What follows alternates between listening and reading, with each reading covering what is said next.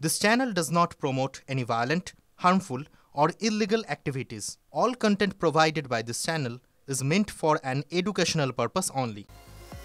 আপনাদের বলেছিলাম full and final জানাবো ফিরে এসে। ফুল অ্যান্ড ফাইনালটা কি জানেন? যেটা দিলীপ ঘোষ বলছেন, রামনবমীর মিছিলকে কেন্দ্র করে, রামনবমীতে অস্ত্র নিয়ে মিছিল হবে না নিরস্ত্র মিছিল হবে, সেই মিছিল আটকালে কি হবে, আদৌ কেউ আটকাতে চায় কিনা, আটকাবে কিনা, আর যদি আটকাতে চায় তাহলে তার প্রতিরোধ হবে না প্রতিশোধ হবে, এ নিয়ে গত কয়েকদিন ধরে রাজ্য রাজনীতি সরগরম আপনারা জানেন। দিলীপ ঘোষ আজকে বলেই দিলেন, রামনবমীর মিছিল আটকালে আগামী 1 বছর জুড়ে ভোট হবে। দিলীপ ঘোষ রেখে রেখে কথা বলেন, এমন অপবাদ তার শত্রুরেও দেবেন, তাই আরও স্পষ্ট করে বলে দিয়েছেন যে এই 1 বছর ধরে মিছিল হওয়ার কথাটার পিছনে আপনি যে কারণটা খুঁজছেন বা আন্দাজ করছেন সেটা স্পষ্ট করে বলে দিয়েছেন দিলীপ ঘোষ, হিন্দুত্ব ইস্যুতেই ভোট হবে। অর্থাৎ রামনবমীর এই মিছিলের জের আমরা চাই বা না চাই, যেমনই হোক রামনবমীর দিনে ঘটনা, আসলে এটা 1 বছরের ইস্যু, আজকের নয়, কালকের নয়, এমনকি রামনবমীর দিন পর্যন্তও নয়। তাই স্বাভাবিকভাবেই পারদ চড়ছে, যত চড়ছে তত বেলাগাম হচ্ছেন দুপক্ষেরই লোকজন, একদিকে বিজেপি আরেকদিকে তৃণমূল। আজকে দিলীপ ঘোষ কি বললেন রামনবমীর মিছিল প্রসঙ্গে, আসুন প্রথমে সেটা শুনি। পুলিশ প্রশাসন একেবারে শশব্যস্ত, ছুটি ক্যান্সেল, একটা সাজো রব। এরপর যদি কোনো দুর্ঘটনা হয়, এর দায় কি বিজেপি বা দিলীপ ঘোষ নেবেন? কেন হিন্দুদের উৎসব বলে দুর্ঘটনার ভয় আসে কেন?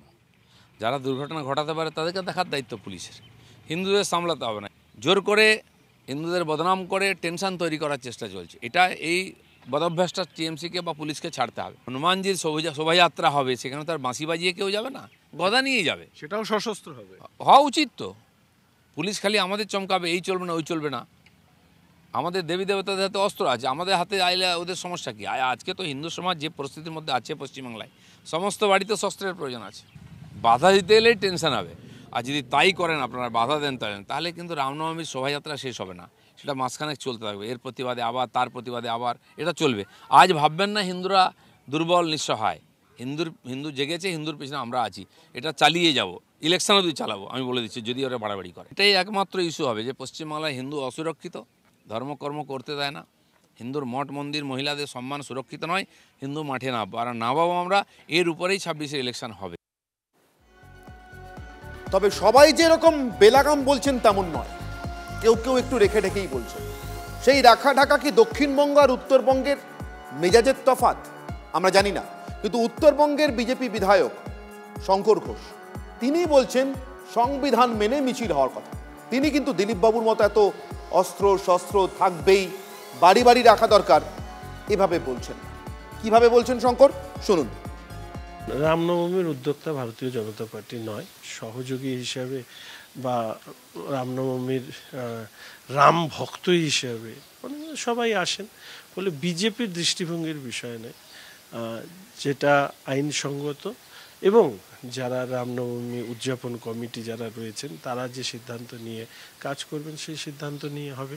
এবং আমি নিশ্চিত এক্ষেত্রে অন্যদের মতন সংবিধান বিরোধী কোনো কাজ অন্তত রামনবমী উদযাপন সমিতি করবে না। একটু আগেই বললাম না মেজাজের তফাৎ কিনা উত্তর আর দক্ষিণের, এমনি এমনি বলিনি, দিলীপ ঘোষ আর শঙ্কর ঘোষ দিয়ে শুধুমাত্র বলিনি। মেজাজের তফাৎটা আপনি বুঝতে পারবেন আরও একবার যদি দক্ষিণবঙ্গে বা মোটামুটি মধ্যবঙ্গে ফিরে আসে। আসানসোল দক্ষিণের বিধায়ক অগ্নিমিত্রা পল তিনি কিন্তু একেবারে দিলীপ বাবুর সুরে সুর মিলিয়ে বলছেন না, অস্ত্র নিয়েই হবে, সোজাসুজি বলছেন, স্পষ্ট। কেন বা অস্ত্র কেন থাকবে না? আমাদের রামনবমী মিছিলে তো অস্ত্র সবসময়তেই থাকে। আজকে আমাদের যখন রামনবমী মিছিল হয় তখন তো আমাদের যে ট্যাবলো বেরোয় সেখানে অস্ত্রের বোর্ড থাকে, আমরা অস্ত্র নিয়ে চলতে দেবো না। এত বাধা কিসের? আর বাধা কি আমরা মানবো নাকি? আমরা শান্তিপ্রিয়ভাবে মিছিল করব, আমরা কোনো উত্তেজনা বা কোনো রকম প্ররোচনাতে পা দেবেন না, আমি সবাইকে অনুরোধ করব। কিন্তু তুষ্টিকরণের রাজনীতিতে করতে দেব না মমতা ব্যানার্জি, আপনাকে ভোট ব্যাংকের রাজনীতি করতে দেব না। এই যেন একেবারে বাধা দিলে বাঁধবে লড়াই টাইপের হুঁশিয়ারি। তৃণমূল কংগ্রেস অবশ্য সে হুঁশিয়ারিতে খুব একটা কান দিচ্ছেন। তারা বলছেন বাংলার মাটিতে নাকি এই ধর্ম নিয়ে রাজনীতি এটার জায়গা নেই, এটা জায়গা করতে পারবে না।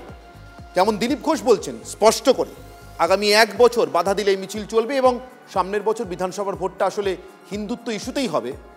শোভনদেব চট্টোপাধ্যায় তৃণমূল কংগ্রেসের বর্ষিয়ান এ রাজ্যের তৃণমূল কংগ্রেস তৈরি হওয়ার পর তাদের প্রথম বিধায়ক, তিনি বলছেন না, এ রাজ্যের জমিতে এসবের ঠাঁই নেই। শোভনদেবের বক্তব্য। দিলীপবাবু যদিও একটু উল্টোপাল্টা কথা বলতে অভ্যস্ত, আমি জানি, কখনো গদা ঘোরান, কখনো তরোয়াল ঘোরান, এগুলো কোনোটাই আর কি খুব একটা শান্তির প্রতীক নয়। তো উনি চাইছেন যে যেহেতু উন্নয়নের কথা বলে হয়নি, রাজনীতির কথা বলে হয়নি, কোনো কিছুতেই যখন সফল হননি, তখন ধর্মীয় মেরুকরণের কথাই বলছেন ওরা। এবং সেই জন্যই বলছেন 26 অবধি, নাহলে ওটা বলতেন না, সারা জীবনের কথা বলতেন বা এই রামনবমী পর্যন্ত বলতেন, কিন্তু বলছেন 26 অবধি চলবে, মানে নির্বাচন অবধি চলবে। অর্থাৎ ধর্মীয় মেরুকরণের মাধ্যমে যদি পশ্চিমবাংলায় কোনোদিন ভোট হবে না, এটা নিশ্চিতভাবে আমি আমার দীর্ঘ রাজনৈতিক জীবনের অভিজ্ঞতা দিয়ে বলছি, পশ্চিমবাংলায় ধর্মীয় মেরুকরণ রাজনীতিতে ইলেকশন হবে না। শুনলেন শোভনদেব বাবুর বিশ্বাসের কথা। এবার আমাদের সঙ্গে যে দুজন অতিথি রয়েছেন তাদের সঙ্গে কথা বলি। প্রথমে রাজর্ষি লাহিড়ী, বিজেপি মুখপাত্র আমার সঙ্গে রয়েছেন, এবং আমার সঙ্গে রয়েছেন অধ্যাপক ঝন্টু পরাইক, রাজনৈতিক বিশ্লেষক হিসেবে। রাজর্ষি, এই বিশ্বাসটা এত দৃঢ় হচ্ছে কি করে? মানে এটা আমি স্পষ্ট বুঝতে পারছি, এই বাধা দিলে বাঁধবে লড়াইটা বারবার আপনাদের দিক থেকে বলা হচ্ছে, তার কারণ আপনারা চান না, আপনারা এটাই করবেন যে আগামী 1 বছর হিন্দুত্বকে এটা এজেন্ডা হিসেবে রাখবেন সামনের ভোটের জন্য।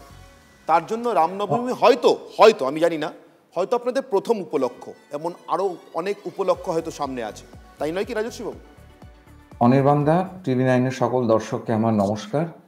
প্রথম কথাই অনির্বাণদা, ব্যাপারটা ধর্মের আদৌ নয়, এখানে কোনো ধর্মীয় ব্যাপারই নেই। এখানে একটা অসভ্য বর্বর যাযাবর আরব মরুদস্যু বেদুইনদের সংস্কৃতির সঙ্গে ভারতীয় সংস্কৃতির এক্সিস্টেন্সের লড়াই, যে লড়াইয়ের ফলে আফগানিস্তান, পাকিস্তান, বাংলাদেশ, দক্ষিণ পূর্ব এশিয়ার বিভিন্ন দেশ রাষ্ট্রের সমান এক একটি রাজ্য কেটে কেটে কেটে কেটে বেরিয়ে গেছে। আজকে যেটা পড়ে আছে সেটা অখণ্ড ভারতের 40% ভারতটা আমাদের কাছে আছে, তাও আকসাই চীন, পাক অধিকৃত কাশ্মীর, এগুলো আমি বাদের খাতাতেই রাখছি। তো এখানে দাঁড়িয়ে শোভনদেব বাবুদের বয়স্ক মানুষ, বয়স্ক রাজনীতিক, উনারা যদি পশ্চিমবঙ্গের কংগ্রেস থেকে চিরকাল কংগ্রেস করে এসেছেন, তাতে যদি উনারা কংগ্রেসের রাজনীতিটা ভুলে যান, পশ্চিমবঙ্গের ইতিহাসটা ভুলে যান, যে মাটিটার জন্মটাই হয়েছে সাম্প্রদায়িক ভিত্তিতে, ধর্মীয় বিভাজন হয়েছে, একমাত্র পশ্চিমবঙ্গের এবং পাঞ্জাবের ধর্মীয় ভিত্তিতে বিভাজন হয়েছে দুটো রাজ্যের। সিন্ধের হওয়ার কথা ছিল, কংগ্রেসি এমএলএ এমএলসিরা বলেছিলেন we are having a cordial relationship, যে কারণে গোটা হিন্দু সিন্ধি জাতি। রাজস্বী, আমি আবার ফিরবো আপনার কাছে, আমি আপনার কাছে আবারও ফিরবো। অধ্যাপক ঝন্টু পরাইক, রাজস্বী যেটা বলছেন যদি সেটাকেই সত্যি বলে ধরে নিই, তাহলে পাঞ্জাব এবং বাংলার জন্মলগ্ন থেকে একই রকমভাবে দুটো রাজ্যে এরকম ধরনের সাম্প্রদায়িক রাজনীতি বা ধর্মভিত্তিক রাজনীতির চল থাকতো, যেহেতু ধর্মের ভিত্তিতে দুটো রাজ্য আলাদা হয়েছে দেশভাগের সময়, কেটে একটা অংশ পাকিস্তানে নিয়ে যাওয়া হয়েছিল। কিন্তু পাঞ্জাবে অকালীপন্থীদের, সেটাও খুব নির্দিষ্টভাবে ধর্মীয় কারণে, শুধু ধর্মীয় কারণে নয়, অকালীপন্থীদের রাজনীতির 50 বা 60-এর দশক থেকে রামরমা থাকলেও বাংলায় কিন্তু বিজেপির উত্থানের আগে পর্যন্ত বা বিজেপির ভোট একটা কনসিডারেবল অ্যামাউন্টের না বাড়া পর্যন্ত সেটা দেখিনি আমরা। তাহলে বিজেপির উত্থানের সঙ্গে এই রাজনীতির কি যোগ নেই জন্টুবাবু?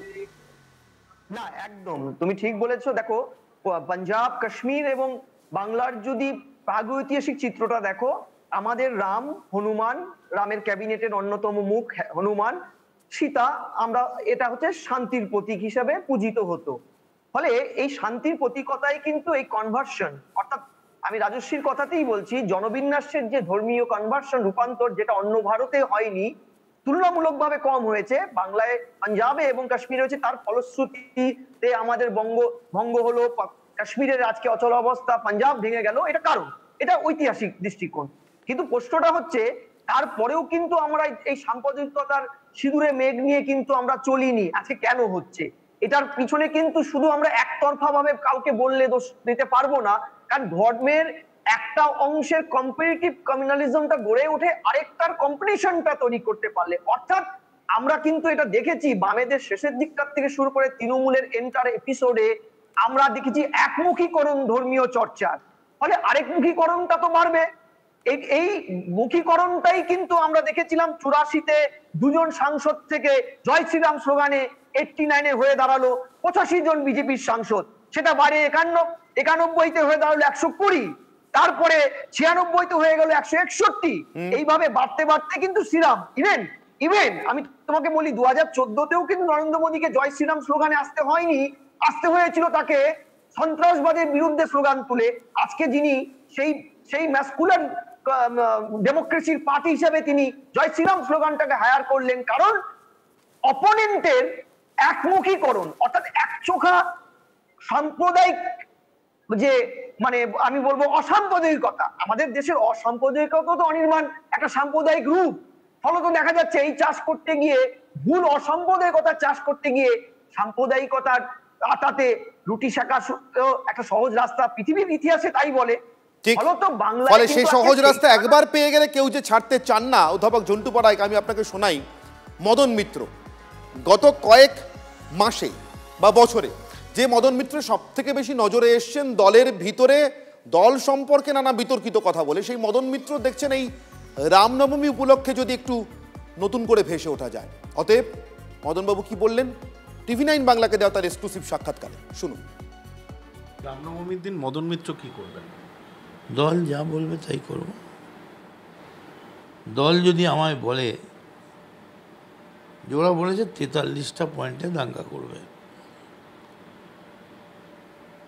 এমনি মানুষ 43,000 পয়েন্ট ঘিরে রেখে দেবে। দরকার হলে রামনবমীর আগের দিন থেকে পরের দিন পর্যন্ত আমরা দিন রাত পাহারা দেবো। ভবানীপুরি দিন, কামারহাটিতে দিন আমরা পাহারা দেবো, মিছিল করব, মানুষ যারা মিছিল নিয়ে যাবে তাদের জল দেবো। রামনবমী তো আমাদের সবাই, এটা বিজেপির কে বলল? রামনবমীকে দিনটাকে যদি আপনারা কুরুক্ষেত্র ময়দানের ফাইনাল ডে হিসেবে ধরতে চান তাহলে বলবো রামনবমীর দিনটা কলুষিত করবেন না। Any other day you are welcome. তারিখ বলে দিলে Trinamool is ready to bad. রামনবমীর দিন সবাই করতে পারে, কিন্তু রামনবমীর দিন আমরা 43টা জায়গায় রেকি করেছি, 43 জায়গার ওপর আমরা, তার মানে কি 43টা জায়গায় ওরা হুঙ্কার দিচ্ছেন? 43 জায়গায় আপনারা কেন ভুলে যাচ্ছেন যে তৃণমূল তো বেঁচে আছে? এই পুজো আচ্ছা দিনগুলো, পবিত্র দিনগুলো আপনারা নষ্ট করবেন আর বিনা ধোলায় আপনারা বাড়ি চলে যাবেন, এটা হয়? শুভেন্দু একটা নতুন হিন্দু ধর্ম করতে চাইছে যেখানে দেওয়ালে লেখা হবে বাপ চোর বেটা চোর বিজেপির গোষ্ঠী চোর। শুভেন্দুই তো কদিন আগেবার দেখলাম কোথায় মাথায় ঘোমটা দিয়ে বসে আছে মুসলমানদের রমজানে।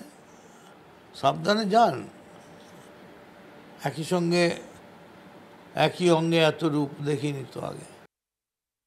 আপনারা শুনতে পাচ্ছেন মদন মিত্র যে ভাষায় বলছেন সেটা সাধারণ ভাষা নয়, একই রকম উস্কানিমূলক। যদি দিলীপ ঘোষের বক্তব্যে কেউ উস্কানি পেয়ে থাকেন তাহলে মদন মিত্রের বক্তব্যে কি পাচ্ছেন? নিশ্চয়ই শান্তির ললিত বাণী নয়। পাল্টা দিলীপবাবুও বলেছেন মদন মিত্রের এই বক্তব্য শুনে, যদিও তাতে খুব একটা বেশি রাজনৈতিকভাবে পাত্তা দেওয়ার মতো স্বর নেই, কিন্তু দিলীপ ঘোষের এই বক্তব্যে একটা উড়িয়ে দেওয়া আছে। কিভাবে? সোজা হয়ে দাঁড়াতে পারে না, ড্রেনে পড়ে যায়, সে দিলীপ ঘোষের সঙ্গে লড়াই করতে আসবে, কেউ বিশ্বাস করবে? আগে তো দাঁড়াও। আর অনুমতি কে কার কোন? টিএমসি কে অনুমতি নেয়? একজন ধুয়ে দিচ্ছে সবাইকে নিচ থেকে উপরে, যে যা ইচ্ছা বলছে, ওতে কিছু যায় আসে না। দিলীপ ঘোষ তলোয়ার নিয়ে রাস্তায় নেমেছে, নামবে আগামী দিনে। দম থাকলে আটকাও। তুমি ভবানীপুরে কেন, যেখানে আছে ওখানে রাত পাহারা দাও না কেন? বলছে রাত্রেবেলা ঘুমানো না, তোমরা পার্টি করো, আমরা জানি। আর সেই জন্য কিছু করার দম নেই, এসব ফুটানি খালি মিডিয়াতে আসার জন্য। রামনবমী উৎসব হবে, আগামী দিনে হবেই। আর কে কাকে ঘর ঢোকাবে বার করবে সেটা আমরা দেখবো। ছোট্ট প্রতিক্রিয়া নেব, ছোট্ট প্রতিক্রিয়া রাজর্ষি লাহিড়ী। প্রথম আপনার কাছ থেকে রাজর্ষি, আমি শুনি রাষ্ট্রীয় স্বয়ংসেবক সংঘের অভ্যন্তরে বলা হয়, শাখাতেও বলা হয়, স্বয়ংসেবকদের উদ্দেশ্যে বারবার স্মরণ করিয়ে দেওয়া হয়, ন হিন্দুর পতিত ভাবে। কোনো হিন্দু কখনো পতিত হতে পারে না, তাই তো রাজর্ষি? তাহলে রামনবমী নিয়ে লড়াইটা এই মুহূর্তে দিলীপ ঘোষ আর মদন মিত্র লড়ছেন কেন? খোলা তলোয়ারের হুমকি দিলীপ ঘোষ মদন মিত্রকে দিচ্ছেন কেন? অনির্বাণদা, আপনার কি মদন মিত্রকে আরব থেকে আসা লোক মনে হয়? আমি তোমার প্রথম প্রশ্নের একটা জবাব দিই। তুমি পাঞ্জাবের যে প্রসঙ্গটা তুলেছিলে, পাঞ্জাবে 1951 এর পপুলেশন ছিল, মুসলিম পপুলেশন ছিল 0.5%, যেটা আজকে 2011 সালের সেন্সাস অনুসারে দাঁড়িয়েছে 1.93। কেন হয়েছিল? কারণ একটা ম্যাসিভ কমপ্লিট পপুলেশন ট্রান্সফারের মতন একটা ব্যাপার হয়েছিল অন দ্য ওয়েস্টার্ন বর্ডার, যেটা বঙ্গভূমিতে হয়নি, যে কারণে 7% 1947 ওয়েস্ট বেঙ্গলের মুসলিম পপুলেশনটা আজকে 30%-এর ওপর দাঁড়িয়েছে অ্যাজ পার 2011 সেন্সাস। এখন আমরা হয়তো 40%-এর কাছাকাছি পৌঁছে গেছি। এবার আমি বলছি, রামনবমী নিয়ে এত আপত্তি লোকজনের কেন আমি বলতে পারছি না, কারণ শস্ত্র সবার হাতে থাকে। শস্ত্র হচ্ছে মাদুকদার হাতেও শস্ত্র থাকে। তাহলে কি এবার থেকে ওই যে সিপিএম আরম্ভ করেছিল, সিপিএম এর আমল থেকে যে মাদুকদার হাতে শস্ত্র থাকবে না, শুধু পদ্মফুল থাকবে, এখন সেটা হবে? মহাভারতে অর্জুন পাশুপত অস্ত্রটি নিয়ে তারপর কিন্তু সন্ধির প্রস্তাব, শান্তির প্রস্তাব পাঠিয়েছিলেন যে 5টা গ্রাম আমাদের দিয়ে দেওয়া হোক, আমরা 5টা গ্রাম নিয়ে সন্তুষ্ট থাকব। হাতে পাশুপত অস্ত্রটা ছিল, যখন ছিল না তখন সময় সংক্ষেপ, পালিয়ে পালিয়ে আমাকে জন্টু পড়াইকে কাছে যেতে হবে। অধ্যাপক জন্টু পড়াই, লাস্ট ওয়ার্ড। না, আমি বলছি তুমি তো শুরুটাই করলে বাধা দিলেই বাড়ে, তাহলে এই যে একে অপরকে বিভিন্ন বাধা, রাম অনুষ্ঠান আমরা করবই, আরেকজন বলছে আমরা বিভিন্ন অছিলায় ধমক করতে দেব না, এই পারস্পরিক বাধা দানটাই তো পরিষ্কার হয়ে গেল। যে রামচরিত মানুষে তুলসীদাস গ্রামে গ্রামে ছোট ছোট সভা করে শান্তির বার্তা দিতেন, রামের উপাখ্যান শোনাতেন, যে রামায়ণ, রামানন্দ, নির্বাক, নামদেব, সুরদাস, কীর্তিবাস, তুলসীদাস কোনোদিন অস্ত্রের সম্বরণের কথা বলেনি, ভালোবাসার প্রেমের কথা বলেছে। আজ এই জনপদে কেন বা দিলীপ বাবুকে পাল্টা বলতে হচ্ছে, আর সানগ্লাস পরা ও লাভলি স্লোগানধারী মদন বাবুকেও পাল্টা বলতে হচ্ছে? অর্থাৎ বাধা দিলেই বাড়ে। এই বাড়াটা ভোটের বাড়া অনির্বাণ, এ বাড়া কিন্তু ধর্মের বাড়া নয়। বেশ, আমার সময় একেবারে শেষ। ফলে রাজর্ষি বাবু এবং ঝন্টু পড়াই দুজনকে অসংখ্য ধন্যবাদ আমার সঙ্গে সময় দেওয়ার জন্য, আমাদের সঙ্গে সময় দেওয়ার জন্য। শুনলেন আপনারা, অধ্যাপক ঝন্টু পড়াই বলে দিচ্ছেন এই বাধাটা এবং এই বাড়াটা সবটাই আসলে ভোটের জন্য। তাই দিলীপ ঘোষ স্পষ্ট কথার মানুষ, স্পষ্ট করেই বলে দিয়েছেন 1 বছরের এজেন্ডা এটা, সামনের ভোট পর্যন্ত থাকবে। রামনবমী ইমিডিয়েট, অর্থাৎ একেবারে সামনের উপলক্ষ। এরপরে কতদূর কিভাবে যাবে তার জন্য নতুন নতুন কোন কোন উপলক্ষ ব্যবহার হবে আমাদের সেদিকে নজর থাকবে। কিন্তু আপাতত এবার ফুল অ্যান্ড ফাইনালের দ্বিতীয় গল্পে আসে। এই গল্পটা আপনাদের বরঞ্চ অনেক পরিচিত গল্প, মানে যে গল্পটা বলছিলাম তার থেকে অনেক বেশি পরিচিত। বাংলায় তৃণমূল কংগ্রেস দলটা আছে আর তার সঙ্গে গোষ্ঠীদ্বন্দ্বের শব্দটা নেই, এরকম একটা দিন আপনি বোধহয় কল্পনা করতে পারেন না। আমি যদি আপনাকে কল্পনা করতে বলি, আপনি সম্ভবত আমার মানসিক সুস্থতা নিয়ে প্রশ্ন তুলবেন। অতএব সেই গোষ্ঠীদ্বন্দ্বের জেরে খুন, এবং সেই খুনের জেরে গোষ্ঠীদ্বন্দ্বই যে ছিল সেটা প্রমাণ করবার জন্য তৃণমূল কর্মীদেরই গ্রেফতার হওয়া। বেলঘড়িয়াতে তৃণমূল কর্মী খুনে গ্রেফতার হলেন তৃণমূলেরই 3 কর্মী। সকাল থেকেই খুন হয়ে যাওয়া তৃণমূল কর্মীর পরিবার বলছিল যে ভাগ বাটোয়ারা, বকরার লড়াই, এলাকাতে জমির দালালের সংক্রান্ত বকরার লড়াই, এমনকি ওই এলাকাতে পুকুর বোজানো, জলাশয় বোজানো নিয়েও কিন্তু দুপক্ষের সংঘাত ছিল, বা সেখানকার ভাগ বাটোয়ারার লড়াই ছিল। আমার সঙ্গে সৌরভ দত্ত আমাদের প্রতিনিধি সরাসরি থাকবেন, কথা বলবো সৌরভের সঙ্গে। সৌরভ, শেষমেশ 3 তৃণমূল কর্মী গ্রেফতার হয়েছেন এখনো পর্যন্ত পরিবারের দাবি মেনেই, অর্থাৎ পরিবার যেমনটা বলছিল বা অভিযোগ করছিল, অর্থাৎ সেই গোষ্ঠীদ্বন্দ্ব। দেখো অনির্বাণ, পরিবারের দাবি 3 কর্মীর গ্রেফতার হওয়া এবং এলাকাবাসীর বক্তব্য, সেখান থেকে যদি আমরা উপসংহারে আসি তাহলে শিরোনাম করলে যা দাঁড়াবে সেটা হচ্ছে জমি নিয়ে বকরা, জমির দালালি নিয়ে গণ্ডগোল, এবং সেসবের মধ্যে এপক্ষ ওপক্ষ সব পক্ষেই শাসক দলের তকমা লেগে রয়েছে, শাসক দলের জার্সি গায়ে লেগে রয়েছে, এবং সেখানে 2 শাসক দলের কাউন্সিলরের নামও জড়িয়ে যাচ্ছে। কারণ যিনি খুন হয়েছেন রেহান এনায়েতুল্লাহ, মোহাম্মদ রেহান এনায়েতুল্লাহ, যিনি কামারহাটির কাউন্সিলর রয়েছেন 35 নম্বর ওয়ার্ডের দেবযানী, তিনি তার ঘনিষ্ঠ, যেটা কাউন্সিলরও স্বীকার করেছেন যে তার ঘনিষ্ঠ ছিল রেহান, এবং উল্টো দিকে যাদের বিরুদ্ধে অভিযোগটাকে করেছেন রেহানের মা করেছেন। রেহানের মা কি অভিযোগ করেছেন? রেহানের মা অভিযোগ করছেন এই রাজীবনগর আদর্শনগর এলাকায় রেল লাইনের সংলগ্ন যে জমি রয়েছে, যে জমি সরকারি জমি, সেই জমিতে গত কয়েক বছর ধরেই সেখানে টাকার বিনিময়ে লোক বসানো হচ্ছিল, টিনের ছাউনি আর ইটের গাঁথনি, এই দিয়ে 30,000, 40,000, 50,000, 1 লাখ, 2 লাখ কাঠা পিছু এরকম করে পর বিক্রি করে সেখানে কিন্তু একটা কারবারের ফান্ড গড়ে উঠেছিল এই রেল লাইন সংলগ্ন যে এলাকাটা, সেই এলাকায়। এলাকাবাসীরাও স্বীকার করে নিয়েছেন, কেউ বলছেন আমরা সুশান্তকে টাকা দিয়েছিলাম, কেউ বলছেন রেহানকে টাকা দিয়েছিলাম। আমি ঠিক এইখানটাতে তোমাকে একটু বিরত করছি সৌরভ, এখানে একটু বিরত করছি তোমাকে, তুমি আমার সঙ্গে থাকো প্লিজ, আমার সঙ্গে থাকো। সৌরভের কাছেই মুখ খুলেছিলেন পরিবার আজ সকালবেলা। মা, মৃত তৃণমূল কর্মীর মা কি বলেছিলেন শুনুন। দুশ্মনী হয়েছিল এই জায়গা জমির জন্য। কি ধরনের দুশ্মনী? দুশ্মনী কি তুমি এখানে সে তুমি পালিয়ে যাও, এখানে কি আমি কাউন্সিলর আছি, আমি আমার হুকুমত চলবে। এটা কে বলতো? সুশান্ত বলতো, সুজয় বলতো। সুজয় এইখানে কে কাউন্সিলর আছে, ওইখানে কে আলিপুরকে, ওর পেট এর পেট এক আছে। এরা কি তৃণমূল কর্মী? हाँ हाँ, दोनों मिली करे। जैसे ये बिक्री करे और बांट के दे टाका। बोलो कि रेहान के আমার এরিয়া আছে, সে তুমি তোমার এই এরিয়া আমি ঢুকতে দেব না, এই সমস্যা ছিল। এই পাশের যে পুকুরটা ভরাট, এই পুকুরটা কি ভরাট করছিল? হ্যাঁ, ভরাট করছিল। কে করছিল? আমার ছেলে। আপনার ছেলেই ভরাট করেছিল? কেন কেন ভরাট করেছিল? কেন ভরাট করেছে? জায়গা কিনলো, কাগজ উগজ রেজিস্ট্রি কি ও ভরাট করকে বিক্রি করতো। অর্থাৎ সৌরভ পরিবার সকালবেলায় স্পষ্ট করেছিল, এবং পরিবারের অভিযোগ যে নেহাত অভিযোগ ছিল না সেটা মায়ের কথা শুনে বোঝা যাচ্ছিল। তিনি কিন্তু তার ছেলেও যে এই ধরনের কারবারে যুক্ত সেটা কোথাও অস্বীকার করেননি, কিন্তু এটা বুঝিয়ে দিয়েছিলেন যে এই কারবারের বখরা নিয়েই যাবতীয় গন্ডগোলের সূত্রপাত। তাই তো সৌরভ? একেবারে মা কিন্তু অকপট বলে দিয়েছেন যে ছেলে জমির কারবারের সঙ্গে যুক্ত, এবং তার জন্য তার সঙ্গে সুশান্ত রায়ের সঙ্গে তার বিবাদ ছিল 6 মাস আগে। সেই বিবাদ থানা পর্যন্ত গড়িয়েছিল। রেহানের মায়ের বক্তব্য, রেহান এর আগেও হামলার মুখে পড়েছিল। উল্টো দিকে সুশান্ত রায়ের পরিবারের বক্তব্য হচ্ছে যে রেহান সুশান্ত রায়ের একসময় অনুগামী ছিল। কাউন্সিলর যখন দেবযানী হন তারপর থেকে রেহানের উত্থান হতে শুরু করে, এবং রেহান তারপর সেই এলাকা দখল নেয় এবং সেখানে সুশান্তকে সেই এলাকা ছাড়া করে। সুশান্ত রায়ের পরিবারের বক্তব্য হচ্ছে সুশান্ত রায় উত্তর দমদমের তৃণমূল কাউন্সিলর। এটা একটা বর্ডার এলাকা, একদিকে উত্তর দমদম, একদিকে কামারহাটি। সেই উত্তর দমদমের তৃণমূল কাউন্সিলরের ঘনিষ্ঠ পরিবারের যদি কথা বলতে হয় তাহলে পরিবারের বক্তব্য হচ্ছে অভিন্ন হৃদয় বন্ধু, এবং সুশান্ত রায় হচ্ছেন সুজয় দাসের এখানে নির্বাচনে জিতে আসা জয়ের কারিগর। যদিও তা পত্রপাঠ খারিজ করে দিয়েছেন উত্তর দমদমের তৃণমূল কাউন্সিলর সুজয় দাস। তিনি স্পষ্টই জানিয়েছেন যে তিনি সুশান্ত রায়কে চেনেন না, কে সুশান্ত রায়। তবে নিমতা থানার আইসি যে তাকে ফোন করেছিলেন, এবং পুলিশও যে বিষয়টা খোঁজ নিচ্ছে যে সুশান্ত রায়ের সঙ্গে সুজয় দাসের কোনো সম্পর্ক রয়েছে কিনা, সেটা কিন্তু পুলিশের তরফেও খোঁজ নেওয়া হচ্ছে।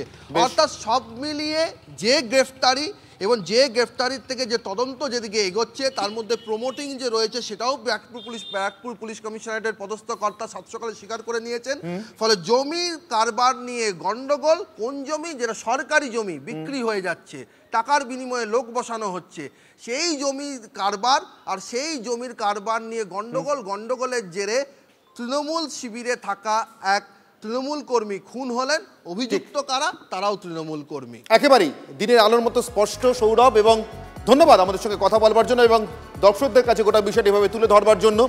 যে সুশান্ত রায়কে চেনেন না বলছেন সুজয় বাবু, কাউন্সিলর সুজয়, যার নির্বাচনের সবটাই নাকি নির্ভর করে, নির্বাচিত হওয়ার সবটাই নাকি নির্ভর করে এই সুশান্তর উপরে, তার স্ত্রী এবং ভাইজি, মানে সুশান্তের স্ত্রী এবং ভাইজি, তারা কি বলছেন শুনুন। সুশান্ত আপনার কে হয়? হাজবেন্ড হয়। সুশান্ত এখানে থাকে না? এখানে থাকে না, ও আসে না। কিন্তু পারলেও জানতে পারো, কিন্তু থাকে না। এমনি এখানে ঝামেলা অশান্তি, ওইখানে এলেই মানে থানায় কেস টেস করে যে এরকম, ও থাকতে পারে না এখানে। সুশান্তর সঙ্গে কার গন্ডগোল? আমি তো সেভাবে বলতে পারছি না। ও আগে পার্টি করতো, পার্টি থাকতো, পার্টিতে কাজ টাজ করতো। এই কি কাজ করতো পার্টিতে? কোন পার্টি? এমনি টিএমসি দলে এমনি থাকতো, কাজ টাজ করতো। এখন কি কাজ করে? এখন আপাতত জামাইবাবুর দোকানে কাজ করে। জামাইবাবুর নাম কি? বিকাশ দাস। সে কি কিসের দোকান? ওই ফাস্টফুডের দোকান। সুজয় কে কাউন্সিলর? তৃণমূল কাউন্সিলর সুজয় কোথাকার কাউন্সিলর উনি? ওই ওই তো নিমতার ওখানে। কি নাম ওনার পুরো নাম? সুজয় দাস বোধহয়। সুশান্ত রায় তৃণমূল কাউন্সিলর সুজয় দাসের ঘনিষ্ঠ? এমনি ও ওই অফিসে যায়, সেটা ঘনিষ্ঠ মানে বলতে সুজয় দাসের একা না, রেহান গোপাল সবার সাথে হয়েছিল, ওদের পুরো যে টিমটা ওদের সাথে জমি নিয়ে ওরা হলো অ্যাকচুয়ালি জমি কারবার করে। আর এই রেহান আর গোপাল সুশান্ত রায়ের চামচা ছিল। চামচা মানে বোঝেন তো, জুতো রাখার কাজ করতো। সুশান্ত রায় যদি বলতো আমার জুতোটা এনে দে, জুতোটা এনে দিত। সুশান্ত রায় যদি বলতো পায়ের নিচে বস, তো নিচেই বসতো। সব কাজ করতো, বাড়ির বাজার করে আনা থেকে যাবতীয় যারা কাজ ছিল সব ওরা করতো।